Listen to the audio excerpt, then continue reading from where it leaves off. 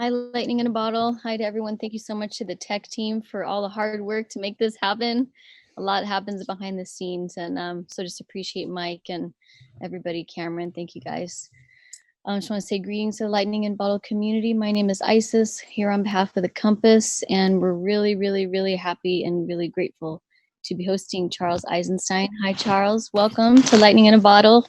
Hi, Isis. Yeah, it's been a long time. It's not quite the same as it was last time I was there. When was the last time you were there? It was like 5 years ago, I think. Yeah. Well, welcome back from our homes. Just wanted to say, do you want to share where you are right now so everyone knows where you're calling in from? I'm in Rhode Island. And you've had, what was it, this is your fourth talk today?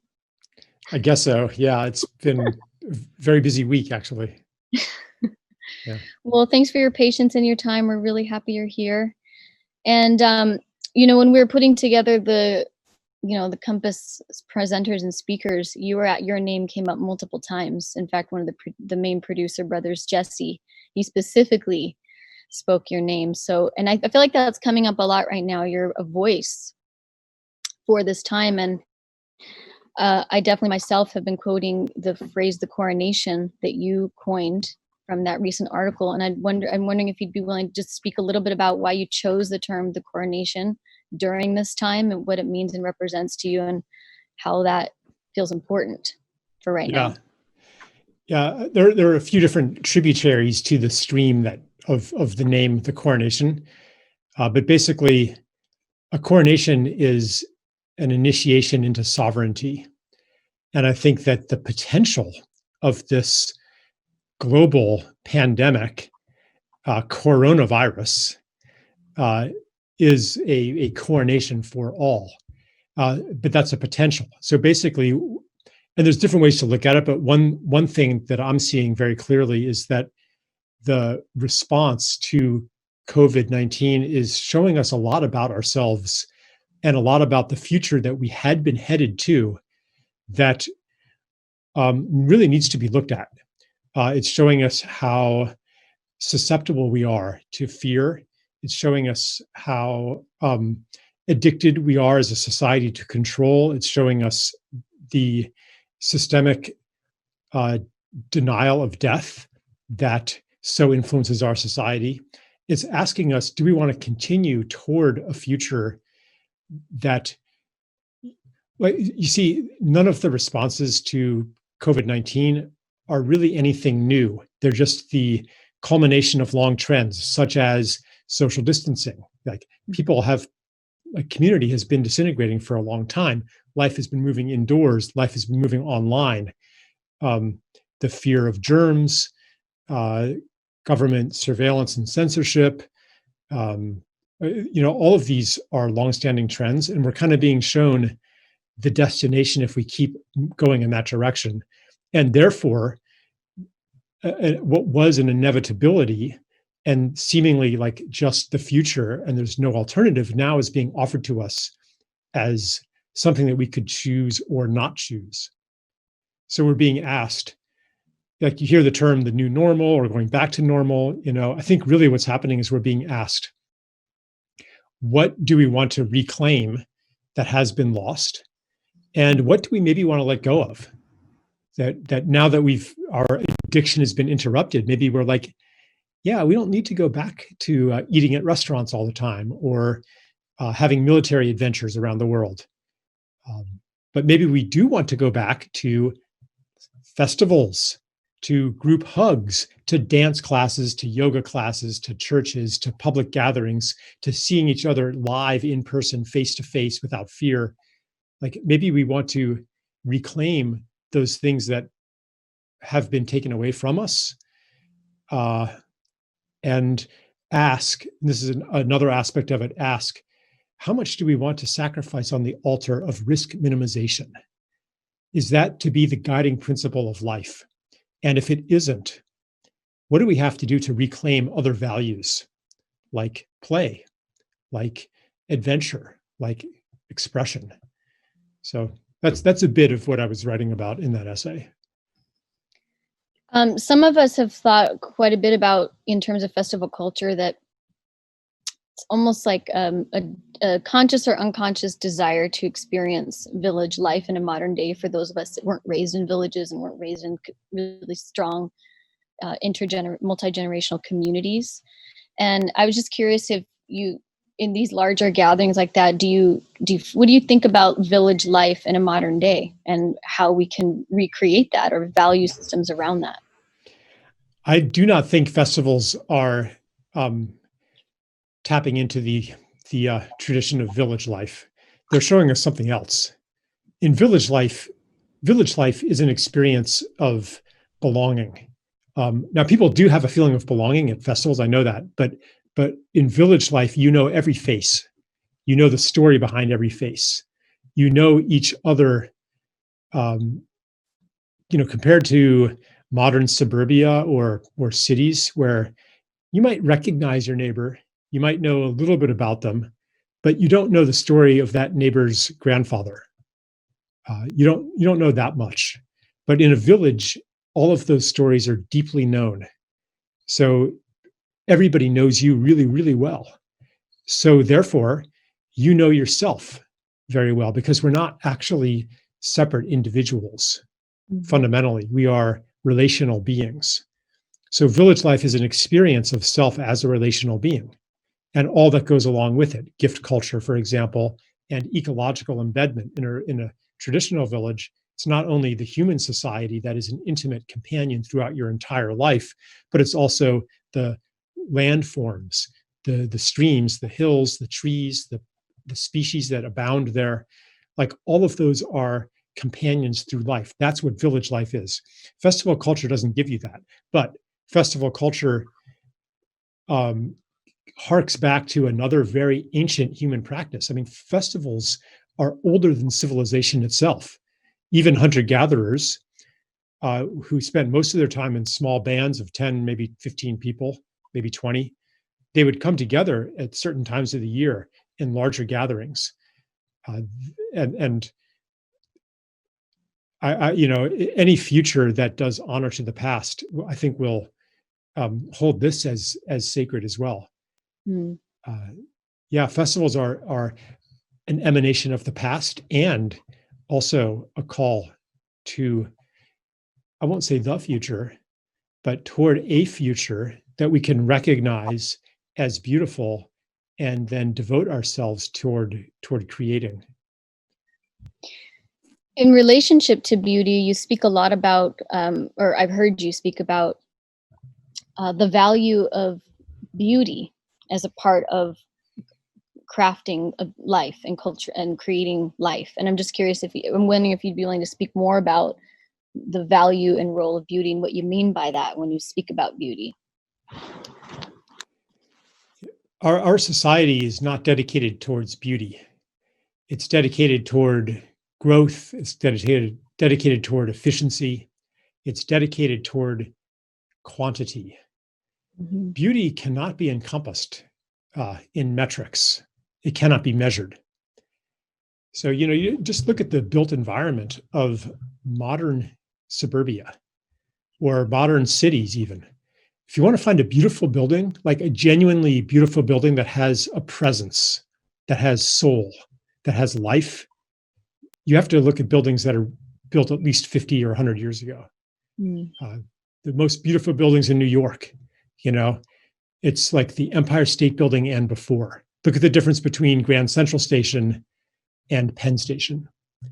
And I just going through the modern landscape, I'm like, I thought we were supposed to be advanced, but our architecture has regressed in its aesthetic presence. Mm. I thought we were supposed to be rich, but we can't even afford to live among beautiful objects and beautiful buildings. The result is that we are all in modern society, we are starving.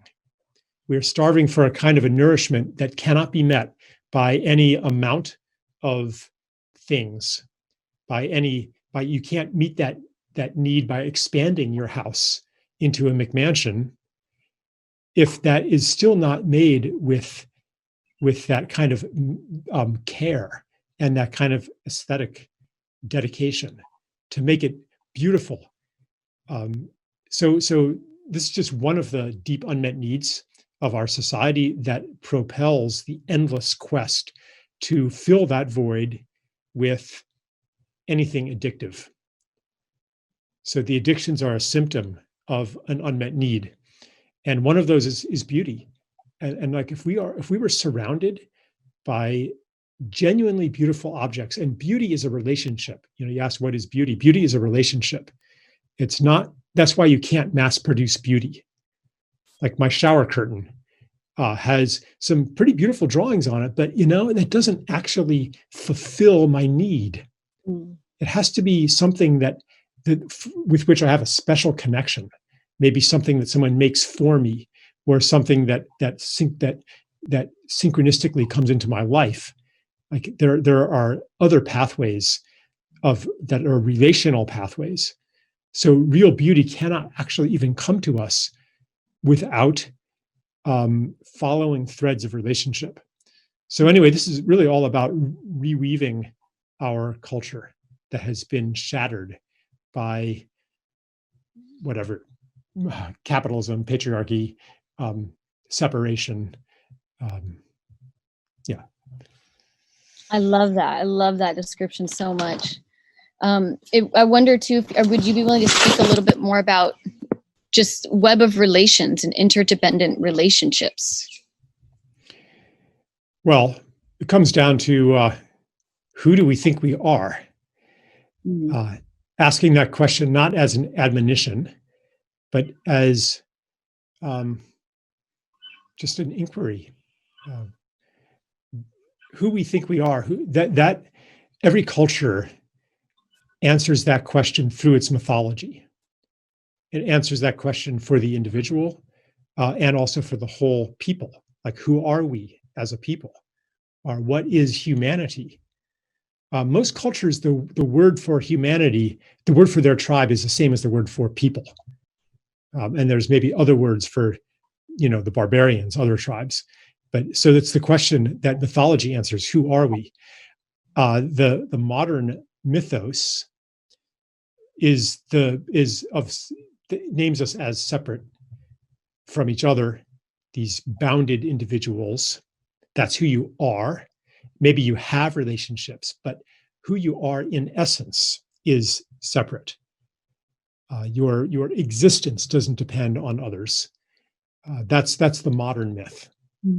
And it also says that the world outside of ourselves is a thing. It's not a self. It doesn't have consciousness or purpose or intelligence or desire or anything that a self has, agency. So this embedment in relationship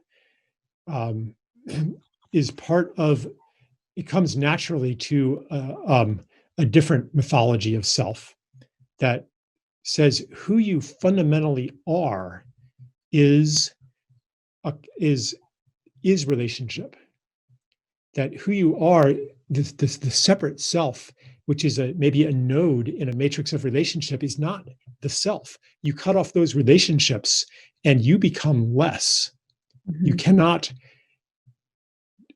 separate off or even destroy any part of the outside world without truncating a part of yourself and destroying part of yourself. And this is something that we can feel as our relationships are severed and as species go extinct. Not like that we'll die if species go extinct. It's that something within us dies. If a forest is cut down, if some beautiful place that you grew up in is leveled for a strip mall, something in you dies. It hurts. Why does it hurt? It's not that the separate self makes a rational, self-interested calculation that this is going to hurt your financial or genetic benefit if all of the fish die in the river or the Amazon is destroyed. That's not why it hurts. It's not because we're scared of the bad things that'll happen to us. It's that that pain is sourced in the fundamental truth of our interbeingness. And I think that COVID-19 actually is one of the lessons in the curriculum of interbeingness, where lesson one was maybe nuclear bombs, where for the first time we couldn't solve the problem by the total annihilation of the enemy because that would annihilate ourselves as well. So that separation began to dissolve because of nuclear blowback. Second lesson, the ecological crisis. What we do to the world is happening to us too. We cannot separate it off. And here's a third thing, that all humanity is, for the first time in my life at least, united, all thinking about the same thing at the same time. And ultimately, I mean, we're trying to follow the response of separation. It's called quarantine. It's called lockdown. It's called distancing. And I think that, that's what happens when your world is threatened, you cling all the more tightly to it, which is what our society has been doing. And at some point, we can choose to let go and step into a new story, step into, well, I'm not going to go into the details of what that specifically means for coronavirus, but let's just say that we've been resisting so far the initiation that this disease can potentially bring to us.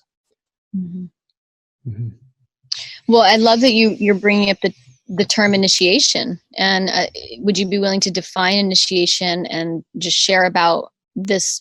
Some have quoted to say this collective initiation we're going through. Yeah.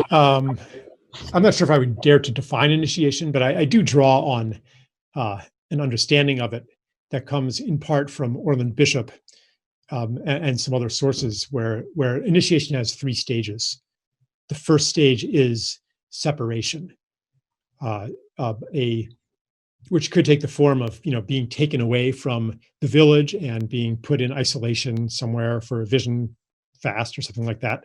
But it could also mean the breakdown of normality.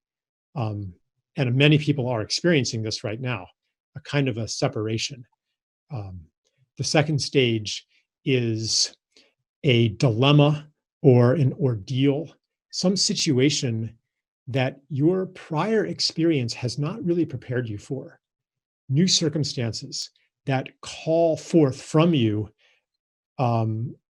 capacities that had not been visible before because they hadn't had the situation draw them forth.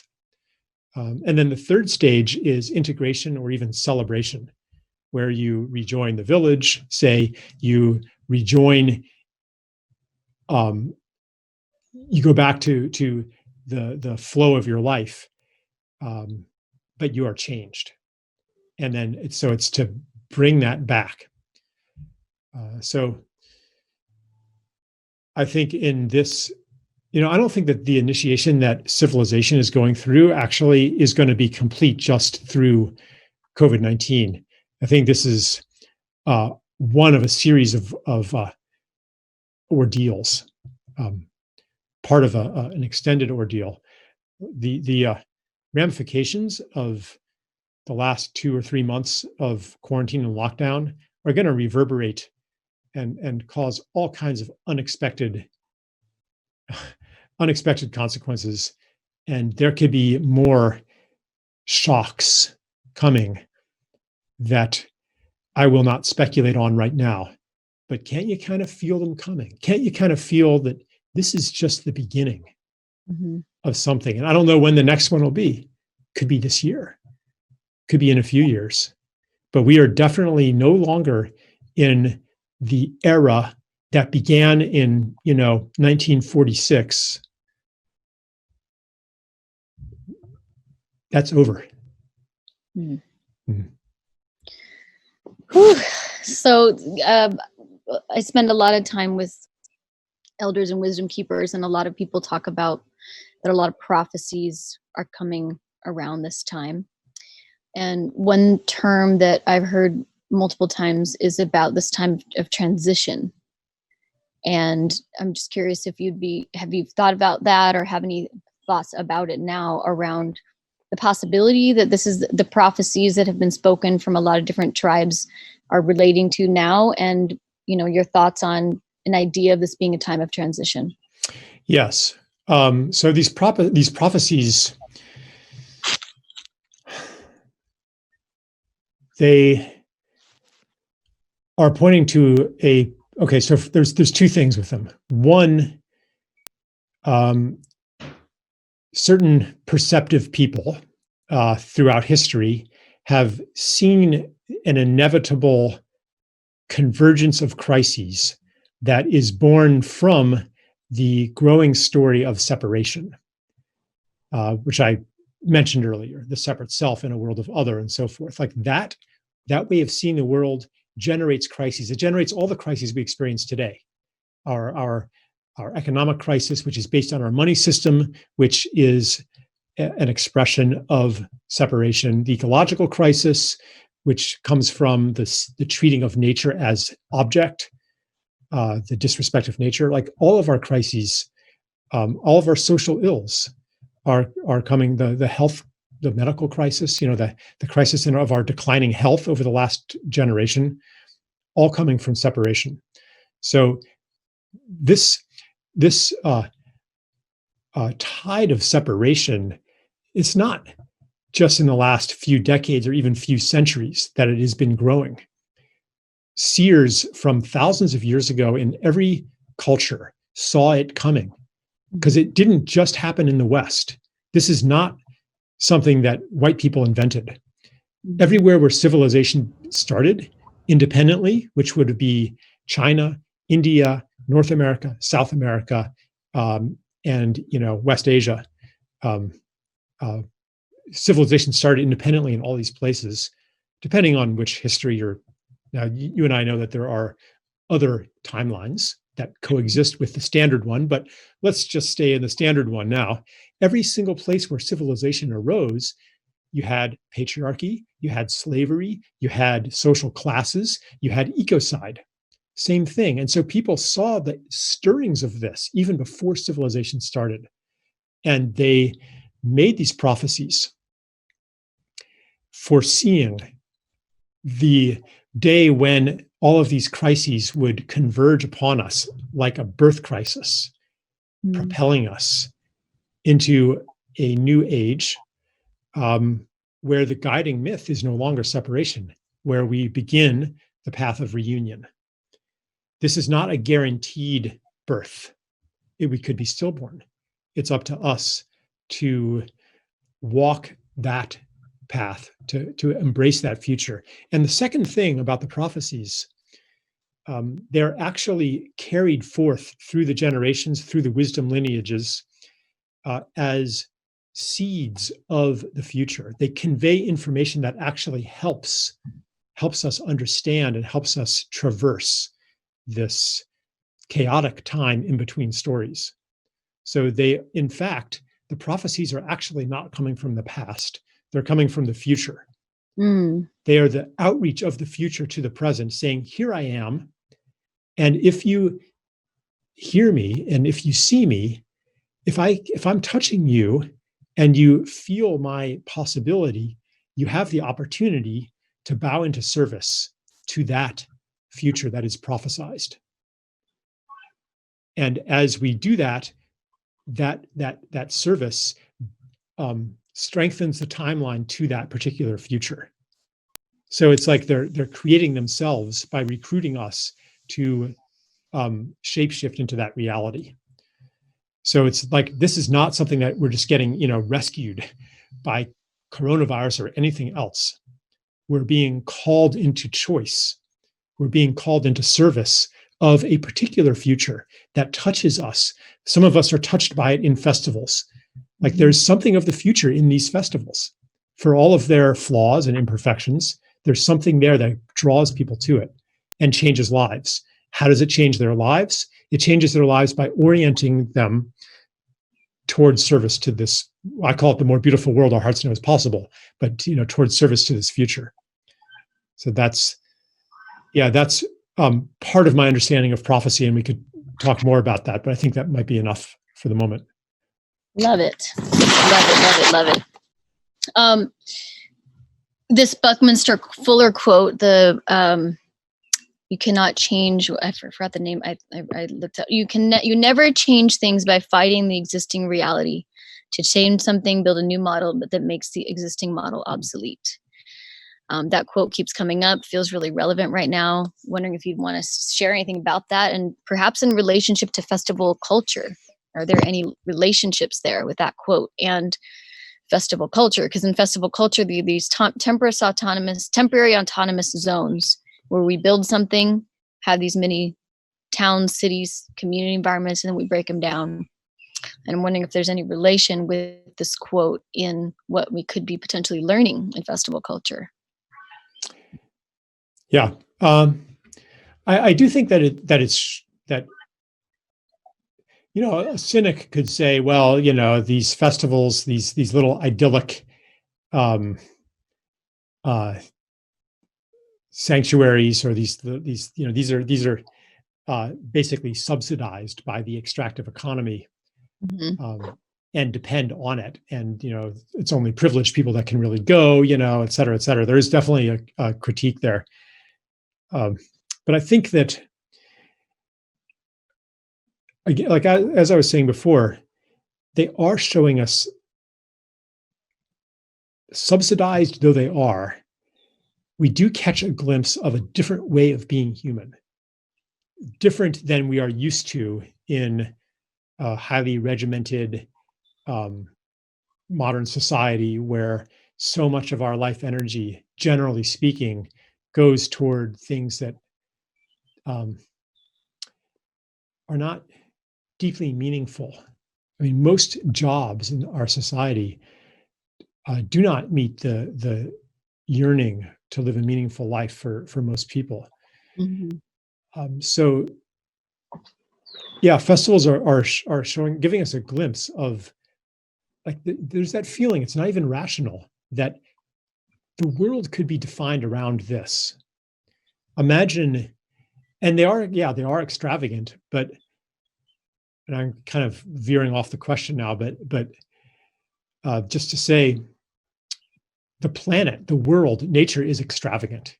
It's abundant. A society is defined by how it directs its surplus. What do we do with all of the excess? It's easy to make a living, actually. Even hunter-gatherers spend on average like 20 hours a week per adult on subsistence. They worked less hard in terms of time, at least. They had way more leisure time than most modern people. And that could be true today, too, if we didn't devote so much of our product toward, weapons and useless piles of plastic junk and all of the other waste of our culture. I mean, imagine what it would look like if we devoted our whole culture to festivals and to art and to music. We might have to make do with fewer aircraft carrier groups and nuclear bombs, and things like that. But there is so much abundance and excess, surplus. Nature is profligate. And we could experience that for ourselves if we give up the war of, and this gets back to the Fuller quote, give up the solution template of solve a problem by fighting something. Mm-hmm. It's not to say that you never have to ever fight and that conflict can be removed from human affairs. Sometimes you build a better model, and somebody comes and says, sorry, your composting toilets are illegal. Your hippie architecture violates the building code, and your eco-village violates zoning. Sorry. And maybe you do have to fight. But the basic idea that we will make a better world by destroying evil, that is the mindset of separation. Mm-hmm. Progress through conquest, progress through domination. And we need to return the response of fighting to its proper domain, which is very small. Ooh, my gosh, I wish we had more time with you. One more thing that I know we need to close is, when we were in Egypt, you said enlightenment is a group activity. And with that quote, any seeds that can send into the web here through all the listeners in relation to that quote, or as well as that quote, I think would be really helpful. Seeds for this time. Yeah, I mean, what I mean by that is just that, like, it's not something you achieve through your own efforts. It's just speaking for myself, like when I'm, feeling despondent, when I'm losing my shit, when I cannot maintain my connection to a more beautiful world, when I've given up hope, it's not that I pick myself up out of the mud. Somebody else does it for me. Somebody else is strong when I'm weak. And that's how we elevate each other. And everybody has that chance to be strong for each other. Thank you, Charles. Thank you so much, and blessings on everything that you're doing, and just thank you for the nourishment today. Everything you said was so nourishing to reach. I feel like each and every one of us. Thank you again. Yeah, thanks, Isis. My pleasure. June. Yep. Bye-bye. Bye.